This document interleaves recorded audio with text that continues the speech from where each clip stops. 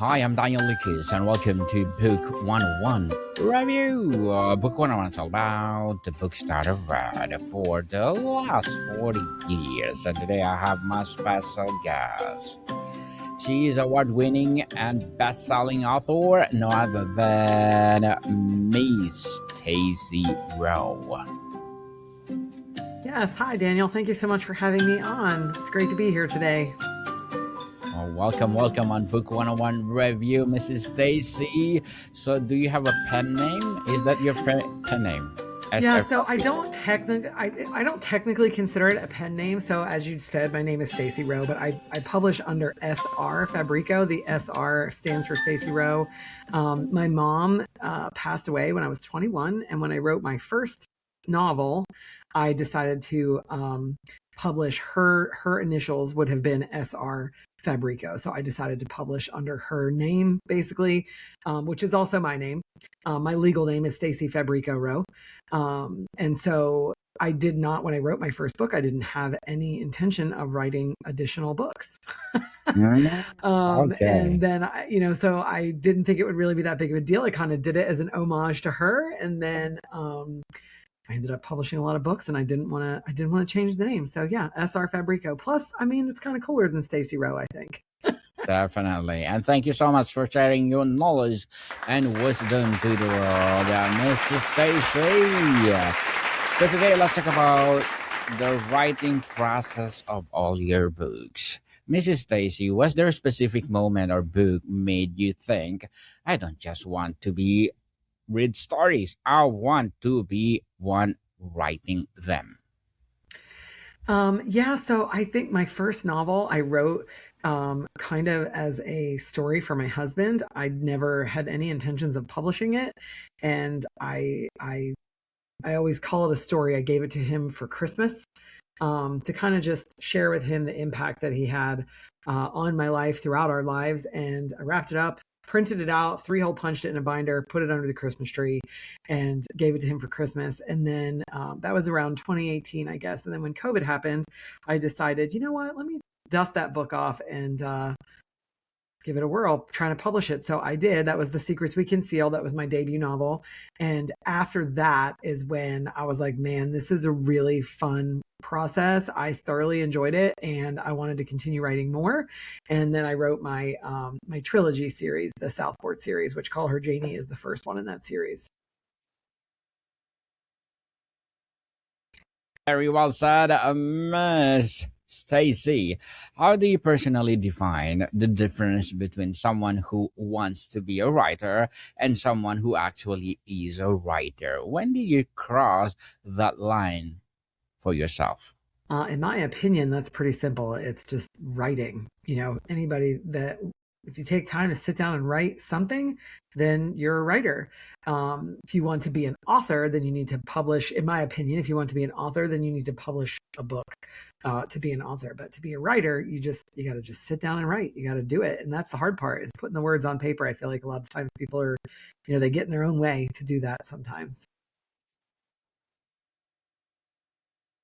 Interesting, Miss Stacy. Before you ever put pen to paper professionally, what was your relationship with writing? Was it a private joy, academic skill, or something you had to fight to claim?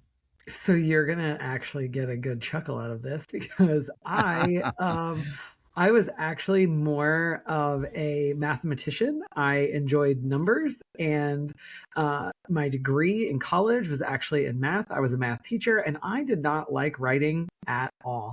I did not enjoy it. I didn't really so much enjoy English classes and literature classes. And when I didn't even really I definitely read a lot of books as a little girl, but I didn't really get into reading even until I was like in my mid 20s. And so but I think once I'd started writing much later on in life, I think I realized it was more just about a fear of kind of expressing myself, and the fear of judgment when you put words on a paper. And once I got over that, I feel like I fell in love with it. I fell in love with writing. But yeah, I always chuckle because I really had nothing. I really did not enjoy writing at all most of my younger life. So it wasn't until I got much older that I enjoyed it. So, Miss Stacy, if your writing voice were a color or a texture, how would you describe it and what has changed since you earliest work? Oh man, that's kind of a tough question. If it were a color or a tone or a texture, you said, right? Yes, yes.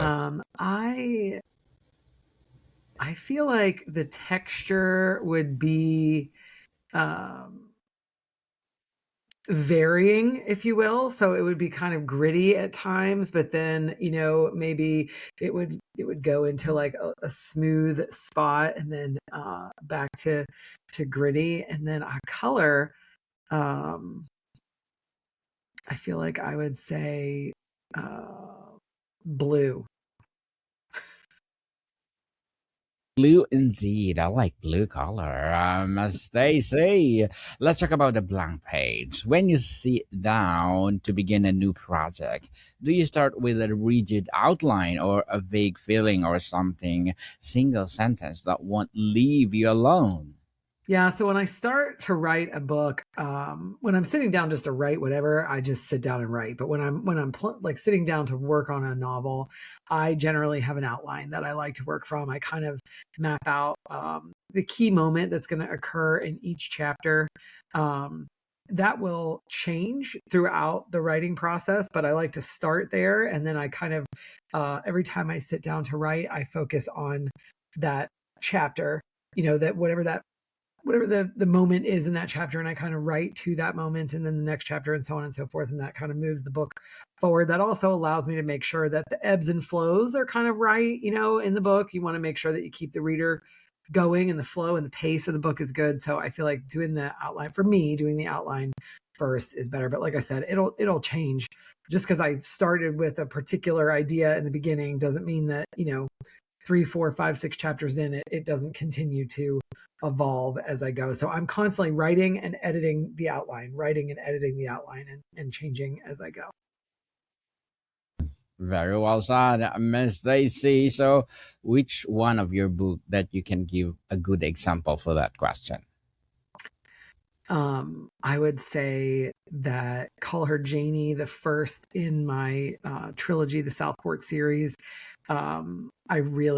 I actually went to Southport. It's a real town in North Carolina. And I sat at a picnic table on the waterfront there with my laptop, and I just watched the people, and I let the outline kind of pour out of me. And so I had, in a couple hours, I had the whole entire story mapped out from an outline perspective. And I like to work from the end a lot of times. Like, this is what I know is going to happen. This is kind of going to be the big wow moment. And then from there, I kind of build, to that.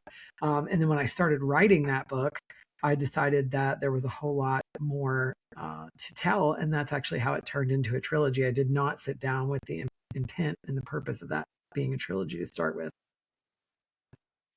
Very well said. So, do you have a specific time of day when the words flow more easily? Is it writing something you schedule or something you wait for inspirational to strike for? So I don't have a specific time of day. I know a lot of people do that, and I probably should, because it would maybe force me to sit down and write some more. Writing is I would love for it to be a full-time thing eventually someday, but it's a hobby at the moment. So I write when I can find time. And yes, when I feel inspiration and motivated. A lot of times for me, it's I got to get into the book first. And so starting is the hard part. Usually, once I force myself to kind of get started and I get in a groove, then I'm really excited to continue writing, and I will find every spare moment to, kind of finish up my thoughts and get the book out of me. But it's that moment of getting started and kind of, being willing to sit down and get the words out. I'm sure other authors out there can relate. Once you for me anyway, once I put the book out, there's always this like, oh my gosh, what are people going to think? And with that always comes, some sort of judgment. And so I feel like once I push public, once it's published, I'm like, okay, whatever, it's out, it's done, it's great, we're going to move on. But starting, I feel like I always have this like little block, of like, oh gosh, is this one going to be as good as the last one? Is this story really worth telling? Is it, and I go through all of these like doubts in my brain, and I have to kind of work through all of that in my head before I get started. And then once I do, it just kind of comes, and I write whenever I have a spare minute to do it. Miss Stacy, how do you know when a piece is done? Is it a feeling, structural checklist, or do you simply reach a point where you have to let it go? Both, all of that. I have I have a process I go through. I finish the book obviously first, and then I go through it several times myself, rereading it and rereading it and rereading it, refining, changing, tweaking. And then generally I'll send it to a developmental editor that will review and kind of tell me if there's any plot holes or issues with kind of the flow of the story. And I make those, suggested changes if I feel like they're going to enhance the book. And then I generally send it from there to a copy editor and then a line editor, making changes along the way from each editor, and then a proofreader. And then I do several ARC readers to try to catch any final mistakes. And usually after I go through all those processes, so I try to have it professionally edited 4 to 5 times before I publish. And then I have several ARC readers, like I said, that will read it to catch any mistakes before it's published as well. And I usually feel pretty confident after that process, but I feel like if I didn't have those check marks to kind of work through, I think I would constantly keep reviewing it, and I don't know that it would ever get published, right? Because I would find one more thing, but at some point you just have to say, okay, this is ready. Like it's time just to, get it out there. So I think my process is what it is. And I feel like after I check all those boxes, I feel like, okay, this book is ready to get out there. And then no matter what, I'm reading it after it's published and I still find something and I'm like, oh my goodness, I have to go back. Certainly, Miss Stacy.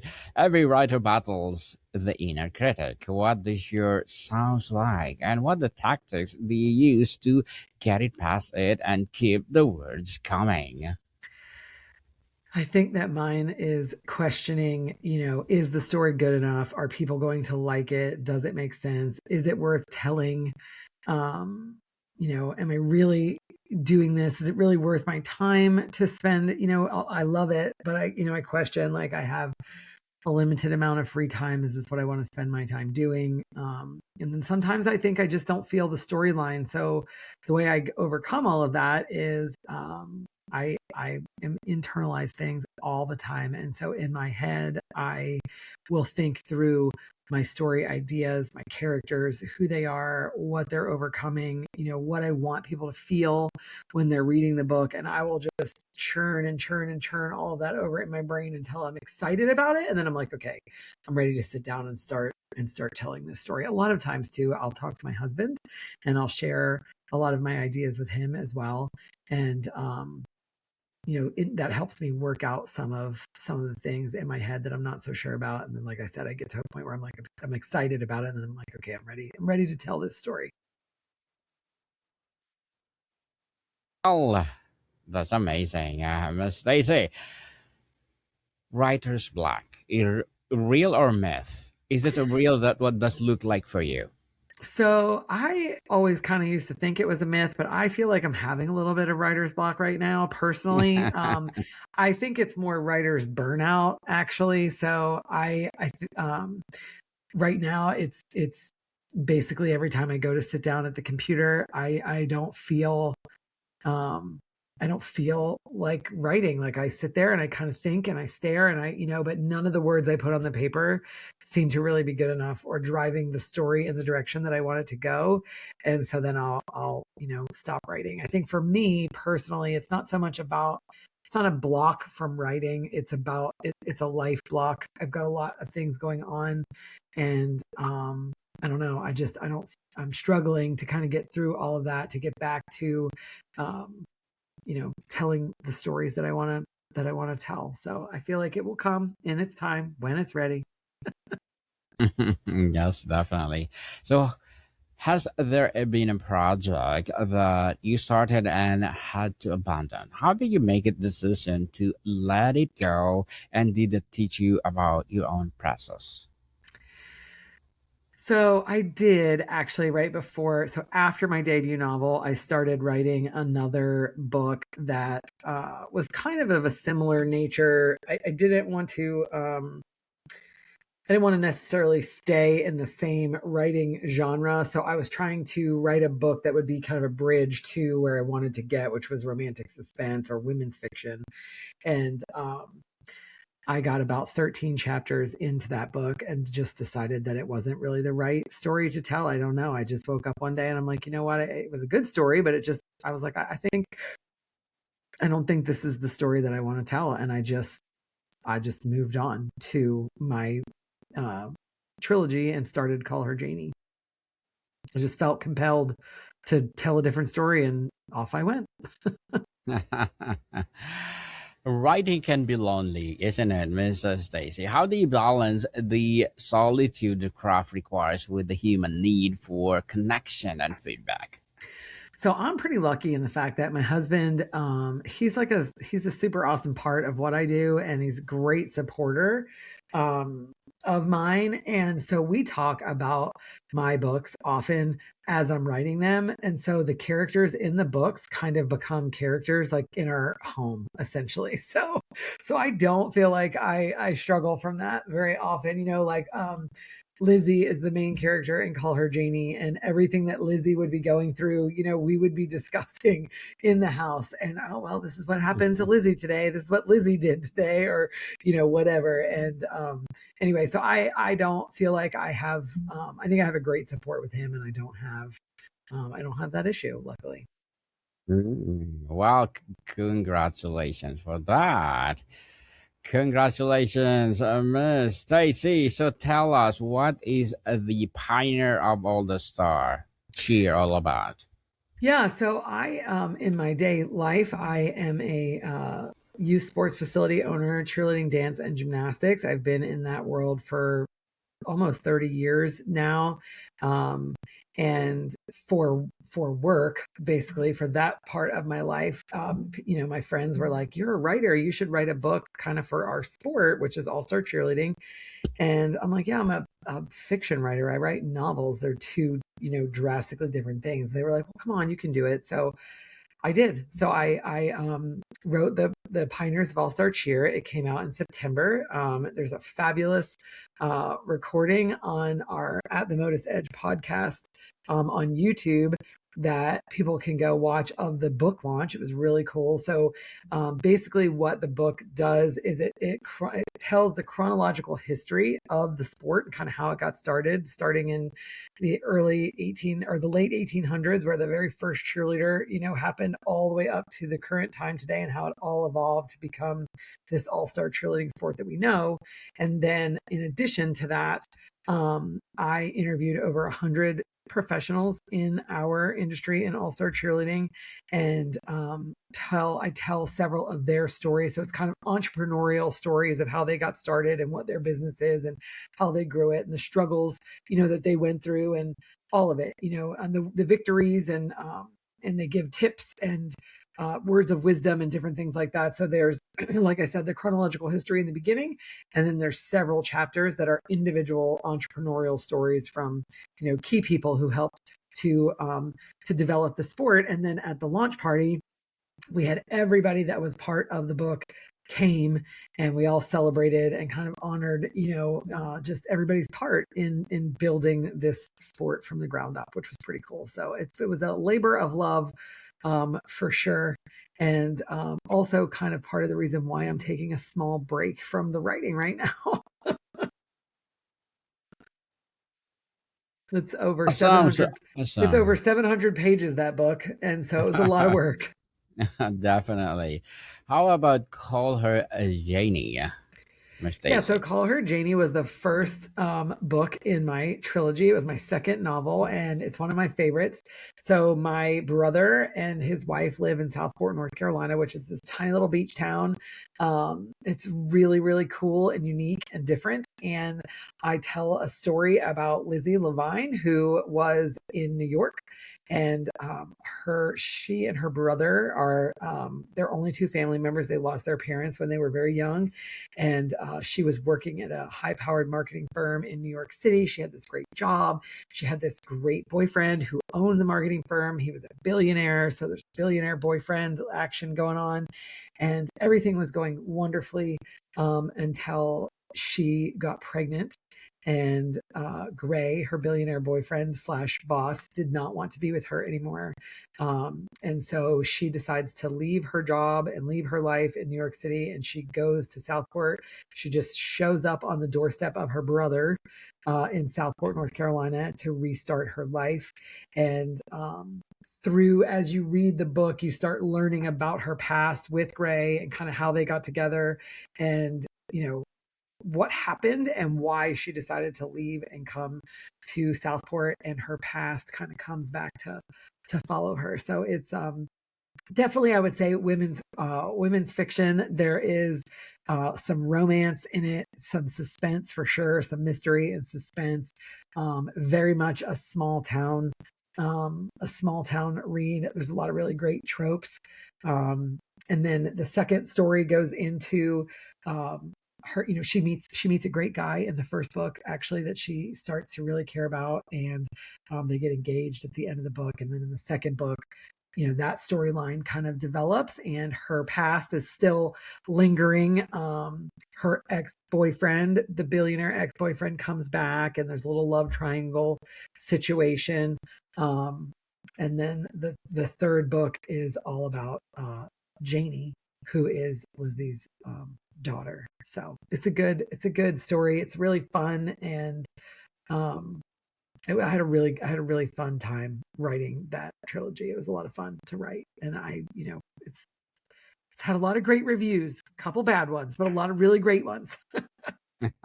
Are you really truly an author if you don't have a bad review, though? Right? I mean, isn't that the truth? Something wrong. There's something wrong. For sure, you have the bad and the good, and you need to learn from the bad. Absolutely. Sure. So, Miss Stacy, before we wrap up our discussion for today, I'm inviting you to please do listen to my other podcast, people, because my abstract essay is already in 6th season, abstract poetry in 3rd season, and my book 101 review in 6th season too, comedy 101 4th season, and my food 101 in 6th season as well, geography 101, love letters, movie 101 review, music 101 our 5th season, science 101, sex 101 in its 4th season, and of course my baby podcast, Trivia 101, Spiritual Awakening 101, Law 101, Mental Health 101, Coaching 101, and Entrepreneurship 101, as well as my Bible Verses 101. Please listen to them wherever you listen your podcast. So, Miss Stacy, beyond the publication or acclaim, why do you personally write? What does the act of arranging words on a page give to you what nothing else can? I actually enjoy the opportunity to create a story that brings readers kind of away from their everyday life and pulls them into the story. It just gives them, some moment of peace and calm and joy to distract them from their everyday noise, and I really enjoy that opportunity. And that's my goal with all my writing, is for my readers to just get sucked into the story and have a moment for themselves away from all the chaos. So that's what I hope to do with all my books.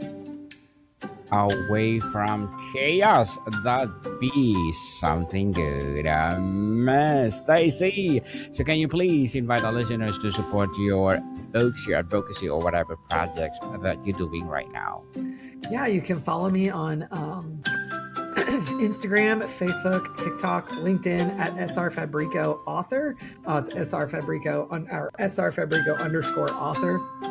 I have a website, www.srfabrico.com. You can find my books anywhere online where stores are sold. I often do in-person and virtual book tours. You can book those on my website as well.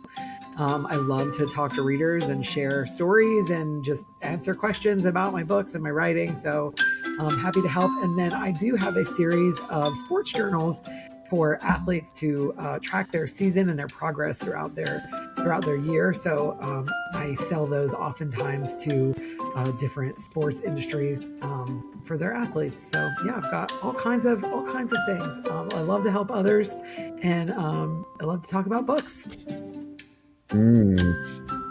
Yes, people, let's support Miss Stacy, yeah, because if you support her, for sure, more and more empowering books like this to come. So, Miss Stacy, thank you so much for your time. Awesome. Thank you so much for having me. More to come, people. See you soon.